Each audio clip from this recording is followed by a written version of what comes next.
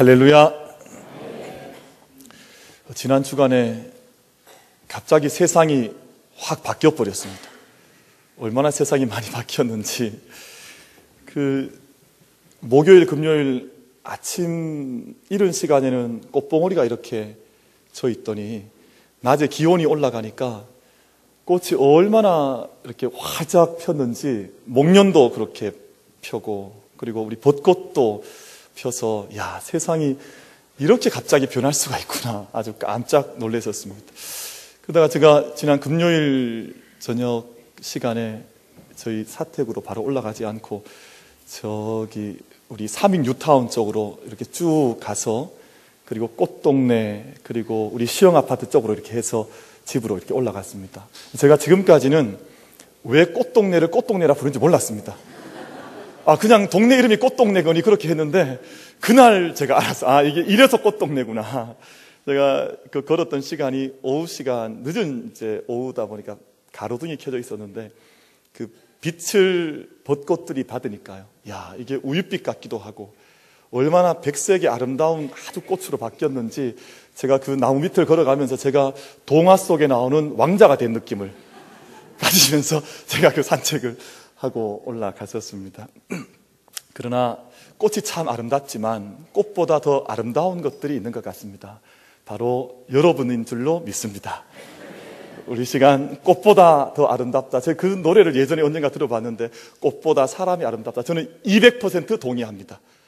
우리 옆에 계신 분들에게 우리 그렇게 인사 한번 나누셨으면 좋겠어요. 꽃보다 아름다우십니다. 우리 인사 한번 가세요.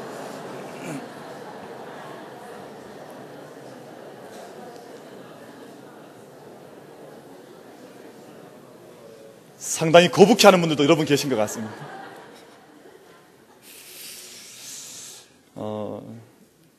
여성들에게 있어서 가장 어려운 시기는 육아 시기입니다.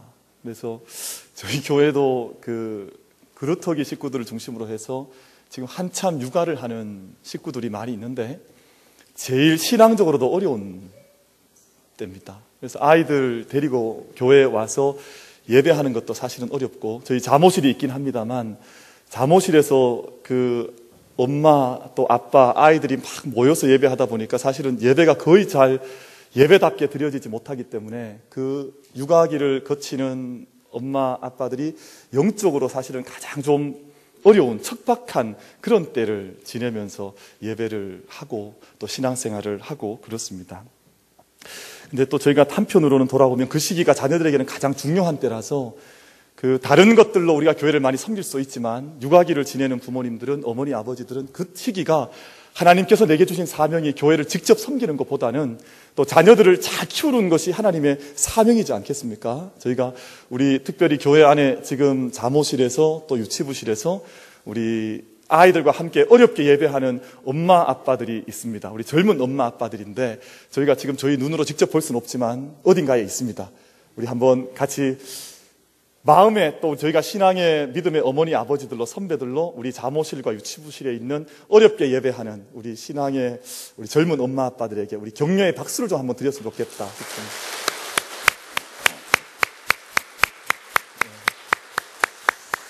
그래서 아이 안고 다니는 우리 엄마, 젊은 아빠들 뵈면 우리 어르신들께서 좀 잘 이렇게 좀 두드려 주시고 좀 격려를 많이 해주시길 바라겠습니다.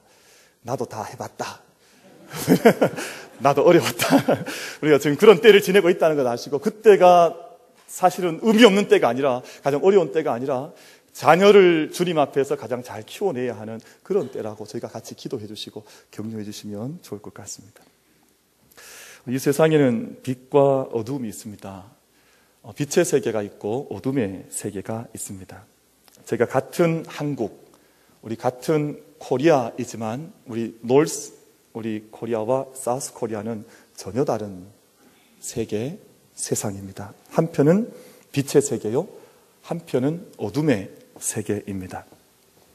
렘브란트라고 하는 화가가 있는데요, 이 화가는 빛의 화가라고 하는 그런 별명을 얻었습니다. 그 이유는 이분은 여느 화가들이 보지 못하는 빛을 보기도 하고 또 느끼기도 하고 빛을 화폭에 담아서 빛을 그리기도 했습니다. 그래서 사람들한테 빛의 화가라, 돌아온 탕자라고 하는 대표적인 작품을 보면 그 아버지의 이마 속에, 그리고 아버지의 손 위에, 또 돌아온 아들의 얼굴에 빛이 밝게 빛나고 그 반대편에는 다른 것들은 어둠으로 처리되어 있는 그런 그림을 확인해 볼 수가 있습니다. 빛을 볼 수 있다고 하는 것은 다른 말로 반대로 생각을 해보면 어두움을 볼 수 있다고 하는 그런 뜻입니다. 빛이 있는 곳에는 반드시 어두움이 있고, 또 어두움이 있는 곳에는 어느 한 부분 빛이 드러나 어두움을 이기게 하는 그러한 순환이 이루어져 가게 되는 것입니다. 렘브란트는 빛을 그리기 위해서 낮에 그림을 그리지 않고 밤에 촛불을 켜고 그 어둠을 배경으로 빛이 밝게 빛날 때 그림을 그렸다는 그런 일화가 있습니다. 왜냐하면 어둠이 짙을수록 빛이 더욱 환하게 드러나기 때문에 그렇습니다.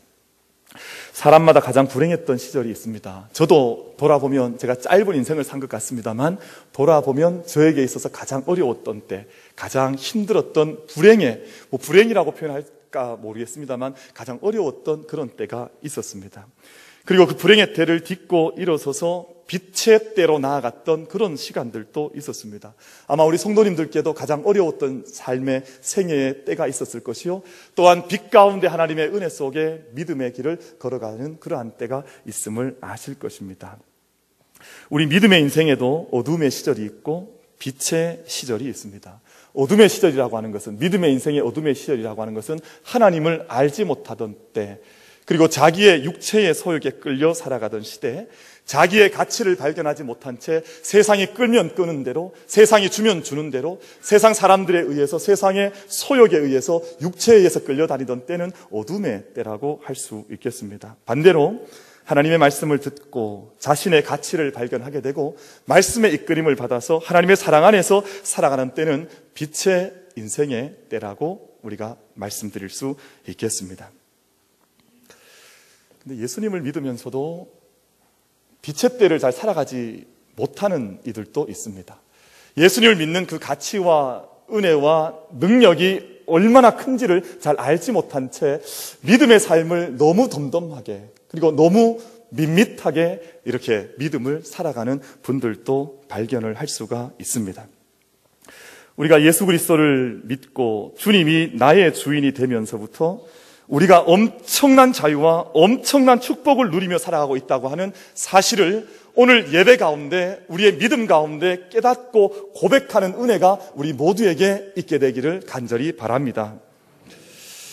여러분, 몇 해 전에 큰 뉴스가 하나 났었는데 어떤 내용이냐 하면 2차 세계대전이 끝난 지가 아주 오래되었음에도 불구하고 태평양 어떤 필리핀에 속한 어떤 섬에서 일본 군인이 발견이 되었는데 아직 전쟁이 끝난 걸 모르는 거예요. 아직도 여전히 할아버지가 되어 있는데도 불구하고 군복을 입고 예전에 신었던 군화를 신고 총을 여전히 들고 자기의 황제를, 자기의 일본 천황을 섬긴다, 그를 위해서 전쟁을 치르고 있다 하면서 아직 전쟁이 끝난 것을 몰랐던 그런 일본 병사들이 발견된 적이 몇 해 전에 있었습니다. 우리도 마찬가지지 않겠습니까? 예수 그리스도를 믿으면서도, 예배를 드리면서도, 늘 하나님 앞에서 믿음의 삶을 사노라 하면서도 자기 자신이 얼마나 큰 자유와 얼마나 큰 축복을 누리고 살아가는지 모르면서 살아가는 이들이 간혹 있다고 하는 것입니다. 우리가 예수 그리스도를 믿는 순간 우리 가운데 어마어마한 변화의 시간이 찾아와서 어둠에서 살던 이가 빛으로 나아오고 죽음과 저주 가운데 살던 이들이 생명과 약속과 구원 가운데 살아가고 있다고 하는 이 믿음의 참된 내용을 우리 믿음으로 온전히 고백하면서 달려갈 수 있는 우리 모든 성도들이 되기를 간절히 바라겠습니다. 그래서 오늘 본문 8절 말씀을 보면 이렇게 대비해서 말씀을 선포합니다. 너희가 전에는 어둠이더니 이제는 주 안에서 빛이라. 전에는 너희가 어둠이었으나 지금 이 시간은 너희가 빛이라고 그렇게 말씀해서 선포를 하고 있습니다. 제가 빛된 삶을 빛으로 살아간다고 말씀을 드렸는데, 그렇다면 빛의 유익이 어떤 것들이 있겠습니까? 먼저 빛은 사람들에게 기쁨을 줍니다. 우리가 예배를 드릴 때에도, 우리가 살아가는 매일매일의 삶의 순간에도 우리는 얼굴 빛을 드러내면서 살아가고 있습니다. 얼굴빛들이 좀 밝으셔야 돼요. 예배를 드릴 때에도, 삶을 살아갈 때에도, 누구를 만날 때에도, 세상에 어떤 자리에 있다 할지라도 얼굴빛을 밝게 하시는 것이, 얼굴빛을 빛나게 할 수 있도록 우리의 믿음의 힘을 모으는 것이 대단히 중요합니다. 제가 우리 성도님들 보시기에는 조금 약간 눈치가 없는 것 같고 그렇게 보이십니까? 그리고 조금 약간 좀 둔할 것 같지만, 제가 예배 시간에 이렇게 우리 성도님들을 한번 쭉 둘러보면 얼굴빛을 제가 거의 분간을 하고 있습니다. 저를 두려워하시기를 바랍니다. 그래서 어떤 분이 어떤 얼굴빛으로 어떤 마음으로 예배하고 있는가 하는 것이 사실은 앞에 예배를 인도하다 보면 거의 이렇게 한눈에 또 마음에 이렇게 들어옵니다. 오늘은 어떤 마음으로, 또 오늘은 어떻게 무거운 마음으로 예배를 밝게 드리는가, 어둡게 드리는가, 이런 것들이 대략 마음에 들어오기 때문에 저를 보실 때는 앞으로 두려워하면서 저를 바라보시길 바랍니다. 그럼 저는 우리 교회의 빛이 밝아야 된다고 믿습니다. 우리 성도들의 모든 삶의 영적인 빛도 밝아야 된다고 믿습니다. 우리 교회의 빛이 밝을 뿐만 아니라 우리 모든 성도들의 살아가는 삶의 가정이나, 그리고 삶의 일터나, 우리가 정말 빛된 그 기쁨을, 빛으로 우리가 살아가는 그 은혜와 영광을 놓치지 말고 그 영광을 누리며 살아가는 은혜가 우리 만민의 모든 성도들에게 있기를 축복을 드리겠습니다. 그럼 미국 사람들은 빛의 축제를 벌이는 날이 있습니다. 그 하루는 다른 것 하지 않고 하루 오후 늦은 시간부터 밤 늦은 시간까지 시간을 정해서 불꽃놀이를 얼마나 화려하게 하는지, 그때가 줄라이 폴스라고 하는 그 독립기념일 7월 4일은 그 불꽃놀이를 그렇게 열심히 합니다. 사람들이 일찍 퇴근을 하든지 출근을 하지 않든지 해서 한 곳에 모여서 축포를 쏘고 빛을 쏘아 올리는데, 그 일을 위해서 쏟아붓는 예산들이 각 시마다, 각 작은 동네에도 다 그 축포 놀이를 하는데 어른 아이 할 것 없이 다 그 놀이를 합니다. 근데 그렇게 하는 이유는 자기들 안에 기쁨이 있다는 겁니다. 우리가 언젠가 다 어려운 때를 살았지만 독립기념일을 경험을 했었고 자유를 경험했고 우리가 영광된 날을 우리가 가지고 있기 때문에 이 날은 다 함께 기뻐한다고 하는 그 기쁨의 날로 그 독립기념일을 보내는 것을 본 적이 있습니다. 우리의 신앙의 핵심도 기쁨입니다. 어떤 분들이 저를 만나면 그렇게 물을 때가 있습니다. 목사님, 제 안에 믿음이 있는지 없는지 제가 잘 모르겠습니다. 제가 그 말을 들으면 가슴이 좀 답답한 것을 느낄 때가 있어요. 본인 안에 있는 믿음의 있음 없음을 저한테 자꾸 물어보면 제가 어떻게 하라는 말입니까? 그럼 제가 어떻게 믿음을 만들어 드리긴 해야 되는데, 목회자로 참 마음에 좀 어려움이 있을 때가 있어요. 그것도 신앙의 연수가 오래되었는데, 목사님 제가 믿음이 있는지 없는지, 또 신앙생활하는 기쁨이 있는지 없는지 잘 모르겠습니다, 이렇게 말을 하고 어두운 표정을 짓고 계시면 제 마음속에 좀 슬픔이 은근히 찾아올 때가 있습니다. 여러분, 믿음이 있는가 없는가 잘 모르겠다, 간단히 진단해 볼 수 있는 방법이 있습니다. 믿음이 있고 없음은 내 마음속에 기쁨의 유무를 보면 믿음의 있고 없음을 판별해 볼 수가 있습니다. 여러분, 마음에 기쁨이 있으십니까?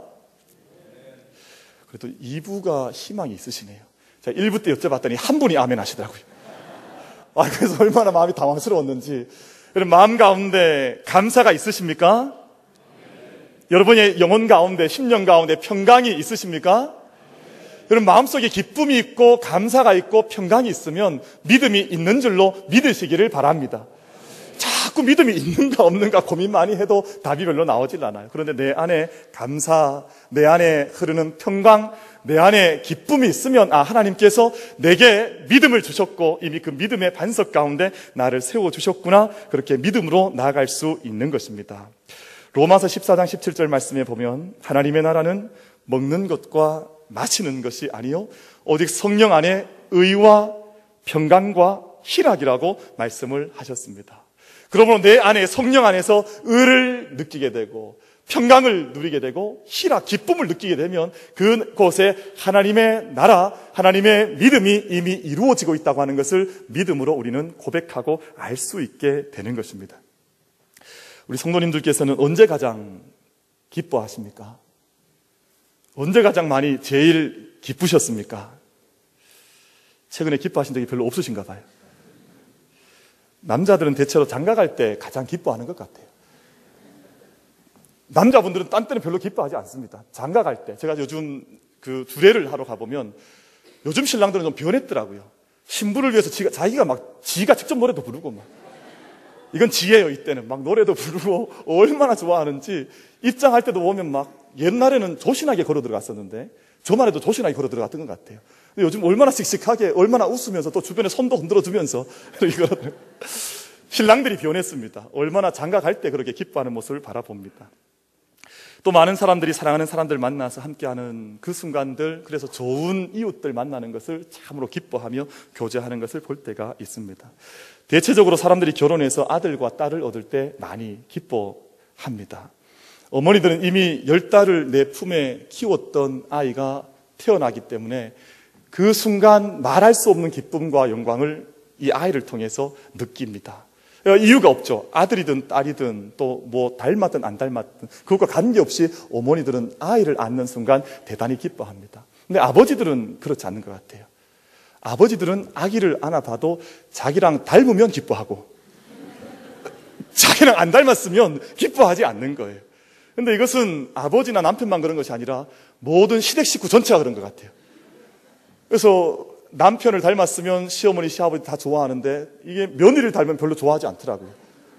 아니, 제가 그런 걸 많이 봤어요. 저희 집에도 그런 걸 제가 느꼈으니까. 저는 자녀를 낳고 기르면서 얼마나 많은 기쁨을 누렸는지 모릅니다. 아, 이게 자녀를 키우는 기쁨이구나. 제가 오죽이나 기뻤으면 이 아이가 나중에 다 장성해도 이 아이에게 너 효도 나에게 해야 한다, 이런 요구를 하지 말아야 되겠다. 제가 그 결단했던 적이 있었습니다. 왜냐하면 이 아이가 자라가면서 주는 기쁨과 영광이 얼마나 큰지, 이 아이가 내가 누릴 수 있는 인생의 평생의 기쁨을 이 어릴 때 내게 다 주는구나. 아니, 그 마음이 드니까요. 나중에 이 아이가 커도 네가 나한테 효도해라 이렇게 할 이유가 없겠구나, 그런 생각이 들더라고요. 근데 이제 아이가 이제 중학교 가고 이렇게 하니까 생각이 좀 바뀌어지고 있습니다. 이제는 효도를 좀 하라 그래야 되겠구나 생각이 좀 바뀌어지고 있습니다. 어찌됐든 기쁨이라는 것이 그런 것이지요. 그렇다면 하나님께서도 우리를 통해서 기뻐하실까요? 하나님께서도 인격의 하나님이시기 때문에 믿음의 자녀들을 통해서 보실 때마다 기뻐하시고 우리를 통해서 기쁨을 받으신다는 것입니다. 하나님께서 언제 가장 기뻐하셨습니까? 하나님께서는 세상을 창조하시면서 기뻐하셨습니다. 저희가 이제 세상이 만물이 바뀌어지는 시기에 산을 바라보고 들판을 바라보면 또 이 땅에 있는 모든 창조물들을 바라보면 우리에게 기쁨이 있는 것처럼 하나님께서도 이 땅을 지으실 때 얼마나 기뻐하셨는지 모릅니다. 성경에서 하나님께서 가장 먼저 기뻐하셨던 것은 언제였던지 아십니까? 하나님께서 언제 가장 기뻐하셨고 좋아하셨다고 말씀하셨습니까? 답들이 많이 나오십니다. 정답을 맞춰봐야 되는데, 언제 가장 기뻐하셨냐 하면 하나님께서 빛을 창조하시고 나서 빛을 보시고 난 이후에 하나님께서 기뻐하셨다 그랬습니다. 빛이 있으라 말씀을 창조하셨죠? 그 빛을 보신 이후에 좋아하셨다, 그렇게 말씀하셨거든요. 그래서 하나님께서 이 땅 가운데에서 가장 먼저 기뻐하셨던 것은 빛을 보시면서 하나님께서 기뻐하신 것입니다. 그리고 창조의 마지막 날에도 또한 하나님께서 너무너무 기뻐하셨습니다. 그날은 모든 것을 완성하신 날이기 때문에 하나님께서 기뻐하시기도 했지만, 하나님께서 인간을 창조하시고 나서 이제는 인간을 통해서 이 땅을 다스릴 수 있도록 인간을 만드시고 나서 하나님께서 기뻐하셨습니다. 그런데 하나님께서 기뻐하신 이유를 더 깊이 생각해 볼 필요가 있습니다. 빛이신 하나님께서 하나님과 가장 비슷한 존재를 만드시고 난 이후에, 다시 말하면 빛의 아버지인 하나님을 닮아서 빛의 자녀로 살아갈 수 있는 인간을 이 땅 가운데서 만드시고 난 이후에 하나님께서 기뻐하셨다는 것입니다. 나를 닮아서 이제는 빛의 사람으로, 빛의 생명으로 살아갈 수 있는 이 인간을 지으시고 나서 하나님께서 기뻐하셨다고 하는 것입니다. 여러분, 정상적인 부모라면 자녀가 어둠의 세계에 들어가서 살아가는 것을 기뻐할 부모는 아무도 없습니다. 아무리 좋은 차를 타고 다니고, 또 아무리 좋은 그럴듯한 양복을 입고 다니고, 또 살이 쪄서 아무리 몸이 튼튼해 보여도 조직 폭력배에 들어가서 살아가는 자녀를 바라보면서 어떤 부모가 네가 좋은 차 타고 잘 산다고 칭찬하고 좋아해 줄 부모가 어디에 있겠습니까? 이 땅에 있는 모든 부모들은 자식이 그런 곳에 몸을 담고 있으면 그것은 부모에게는 고통이요 아픔입니다. 우리가 자녀가 빛된 모습으로 살아가는 것을 바라볼 때 우리가 기뻐하는 것처럼 하나님께서도 우리가 빛의 자녀로 살아가는 모습을 볼 때 하나님께서 기뻐하시고 우리의 인생을 축복해 주시는 줄로 믿습니다. 그래서 죄인 하나가 회개하면 빛의 자녀가 되면 하나님께서 얼마나 기뻐하시는지, 이 땅에 의인 99이 있는 것보다 죄인 하나가 이 땅에서 돌아와서 회개해서 빛의 자녀로 바뀌어지면 하나님께서 기뻐하신다고 말씀을 했습니다. 그리고 방탕했던 자녀가 탕자가 돌아올 때 아버지가 신발도 신지 않고 쫓아나와서 반갑게 맞이하는 모습은 돌아오는 한 영혼을 향해서 아버지께서 얼마나 기뻐하시는지, 한 영혼의 가치가 얼마나 큰지, 한 영혼의 돌아온 빛됨이 얼마나 귀한 것인지를 말씀해 주고 있는 대목이라고 믿고 있는 것입니다. 저는 우리 성도님들을 보면 참 좋습니다. 이것이 목회자의 사랑의 고백이기도 하거니와 한 분 한 분을 내면 그렇게 좋을 때가 많습니다. 물론 빛의 모습을 가지고 살아가실 때 좋지요. 예배를 소홀히 하거나 예배를 게을리 하거나 엉뚱한 세상적인 이야기를 하거나 할 때는 제가 물론 미워 보이기도 합니다만, 그럴 때도 성도를 대하는 목회자의 마음은 때때로 말로 다 할 수 없는 기쁨으로 성도들을 바라볼 때가 있습니다. 그러나 사람이 사람을 향해서 느끼는 기쁨, 우리가 크게 표현할 수도 있고 또 시로 표현할 수도 있고 여러 가지 말로 할 수도 있습니다만, 스바냐 3장 17절 말씀을 보면 하나님께서 우리를 바라보실 때, 하나님께서 성도들을 바라보실 때 하나님께서 얼마나 기뻐하신다고 하는 것을 말씀해 놓은 말씀이 있습니다. 이 말씀은 하나님께서 빛된 자녀들을 바라보실 때, 첫째 날 창조하시고 나서 빛을 보면서 기뻐하셨던 그 하나님께서, 빛의 아들을 지으시고 나서 빛의 사람 지으시고 나서 기뻐하셨던 그 하나님께서 어둠의 길로 나아갔던 그 자녀가 빛으로 돌아오게 될 때 얼마나 기뻐하는 그 마음을 가지시는지를 표현해놓은 말씀이 바로 스바냐 3장 17절 말씀인데, 우리 한번 같이 합독해서 읽어보도록 하겠습니다. 같이 읽겠습니다. 시작. 너희 하나님 여호와가 너의 가운데 계시니 그는 구원을 베푸실 전능자시라. 그가 너로 인하여 기쁨을 이기지 못하여 하시며 너를 잠잠히 사랑하시며 너로 인하여 즐거이 부르며 기뻐하시리라. 아멘. 하나님께서 우리 가운데 찾아오셔서 얼마나 기뻐하시는지 기쁨을 이기지 못하여 하신다 그랬습니다. 여러분, 너무너무 기뻐서 한번 쓰러져 보신 적 있으십니까? 오늘 말씀 그런 표현 아닙니까? 기쁨을 이기지 못해서 내가 너를 바라보는 이 기쁨을 도무지 이기지 못하겠다. 하나님께서 우리에게 주시는 말씀 아닙니까? 하나님께서 기뻐하셔서 우리를 인하여 즐거이 부르고 기뻐하시고 노래하신다 그랬습니다. 여러분, 이것이 믿어지십니까? 별로 안 믿어지시잖아요.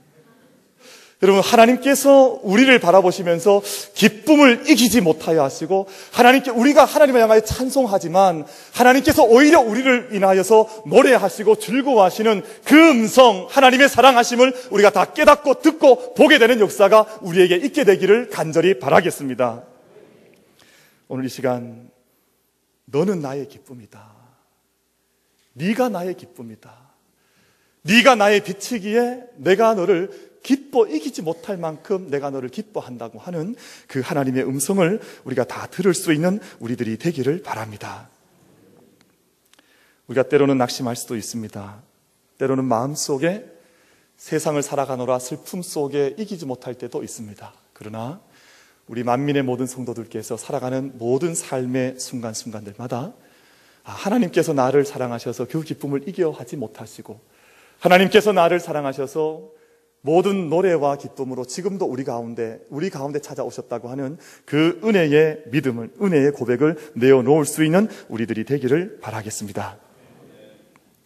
여러분, 주 안에서 빛이라고 하는 말씀은 우리의 변화를 말씀하는 것입니다. 우리가 전에는 저와 여러분 할 것 없이, 누구 하나 할 것 없이 모두 다 어두움을 살았던 사람들입니다. 그렇지 않은 이가 없습니다. 우리가 이전에는 어둠이었었고 이전에는 빛이 아니었습니다. 모든 사람이 죄를 범하였음에 하나님의 영광에 이르지 못하더니 그리스도 예수 안에 있는 성량으로 말미암아 하나님의 은혜로 값없이 의롭다함을 얻은 자 되었느니라 라고 로마서 3장 23절과 24절 말씀에서 말씀하고 있습니다. 이전에는 우리가 모두가 죄를 범했고 어둠 안에 있었고 하나님의 영광에 이르지 못했고 빛이 없던 자였다. 그렇게 말씀을 합니다.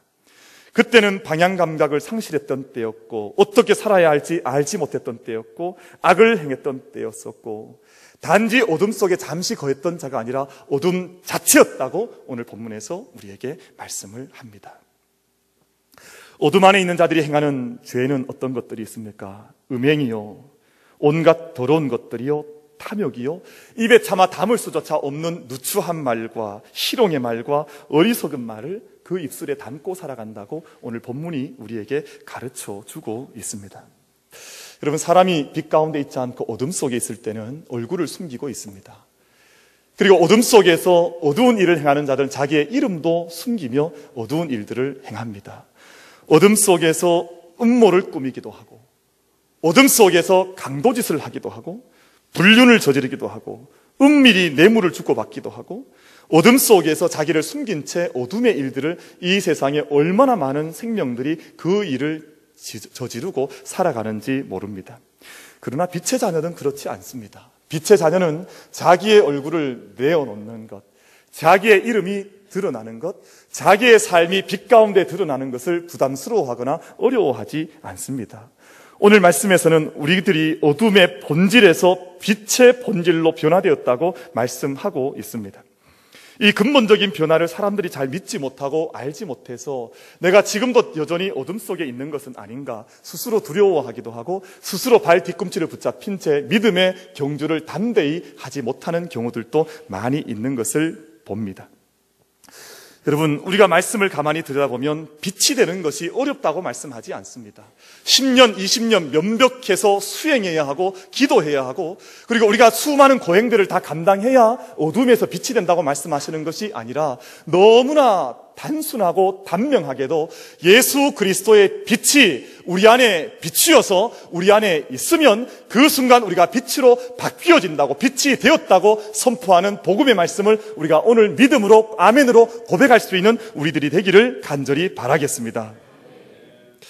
제가 지난 주간에 어쩌다가 실수로 어떤 이상한 종교단체 건물에 들어갔던 적이 있습니다. 그래서 그곳에 들어가서 한 20여 분 정도 그 종교 관계자들과 함께 이야기를 좀 했습니다. 그런데 그분들과 이야기 나누는데 가장 많이 들었던 단어가 용출이라는 단어였습니다. 우리는 다 우리 안에 있는 불심을 이끌어내서 용출시켜서 자꾸 용출시켜서 얼마나 용을 쓰면서 얘기하는지 제가 깜짝 놀랐습니다.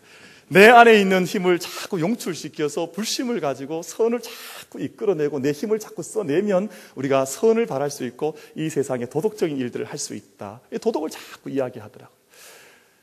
우리의 믿음은 그런 믿음이 아닙니다. 우리의 믿음은 내 안에 있는 것을 힘써 애써서 수련하듯이 단련하듯이 그렇게 한 것이 아니라 예수 그리스도와 십자가와 부활 그 고백, 예수 그리스도의 이름을 고백하는 그 자리, 그 믿음의 고백이 있는 자리에 생명의 빛과 영원한 구원의 약속을 얻은 줄로 믿고 그 믿음 위에 설 수 있는 우리들이 되기를 간절히 바라겠습니다. 여러분, 그러면 주 안에서 변화된 그리스도인들은 변화된 열매를 맺기를 시작합니다.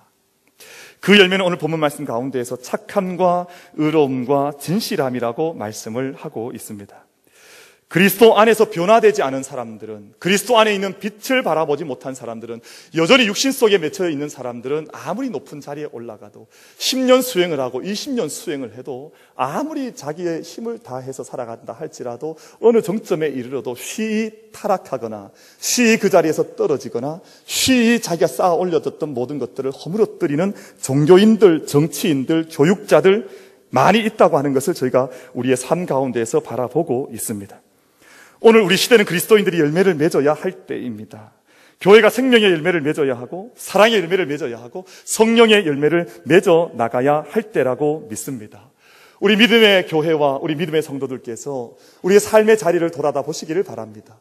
내가 빛의 자녀라고 고백하며 달려왔는데 우리의 달려왔던 그 자리에서 나는 어떤 믿음의 열매를 맺고 있는지, 빛의 열매를 맺고 있는지, 의와 그리고 진리와 선의 열매를 우리가 맺어 나갈 수 있도록, 착함과 의로움과 진실한 열매를 맺어 나갈 수 있도록 하나님 앞에서 우리의 모습을 새롭게 세워 나갈 수 있는, 우리의 빛됨을 확인할 수 있는 이 자리가 될 수 있기를 간절히 바라겠습니다.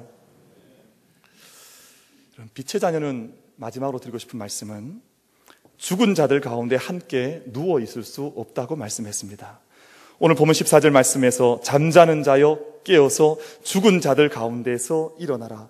그리스도께서 너에게 비추이시리라 하셨느니라 말씀을 했습니다. 영적으로 잠자는 상태, 죽어있는 상태에서 깨어 일어나 그리스도의 빛을 힘차게 비추라고 말씀을 하고 있습니다. 우리가 죽은 자들 가운데 그대로 누워있을 수 없고, 죽은 세상 가운데에서 여전히 교회가 죽어있는 교회처럼 누워있을 수 없어서 우리에게 죽은 자들 가운데서 빛을 비추이라고, 일어나라고 하나님께서 우리에게 말씀을 하고 계신 것입니다. 혹여 우리들 가운데 누워있는 것처럼 신앙생활을 하는 이들은 없습니까? 우리가 죽어있는 것처럼, 마치 생명의 열매를 맺지 못하는 것처럼, 생명의 잉태를 하지 못하는 것처럼 그렇게 죽어 지내고 살아가고 있지는 않습니까?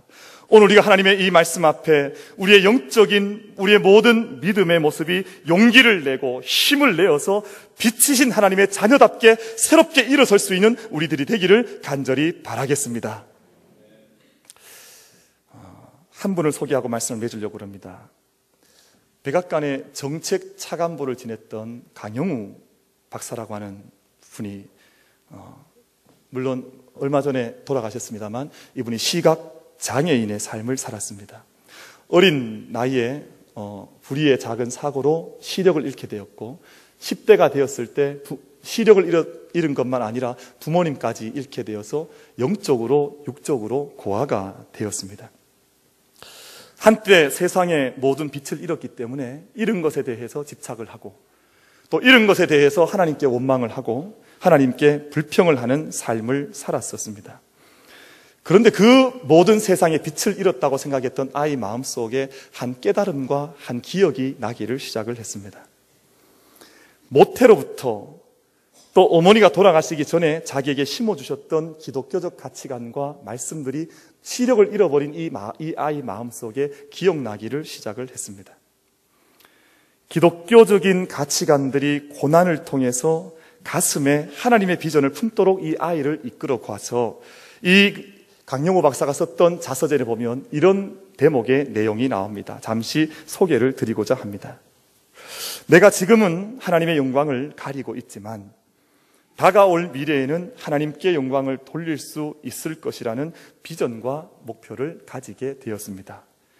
지금의 나는 다른 사람에게 짐이 되고 천대 멸시의 대상일지 모르지만 언젠가는 반드시 눈뜬 사람들을 섬기고 봉사하는 삶을 살 것이라고 다짐하게 되었습니다. 이런 대목이 기록이 되어져 있습니다.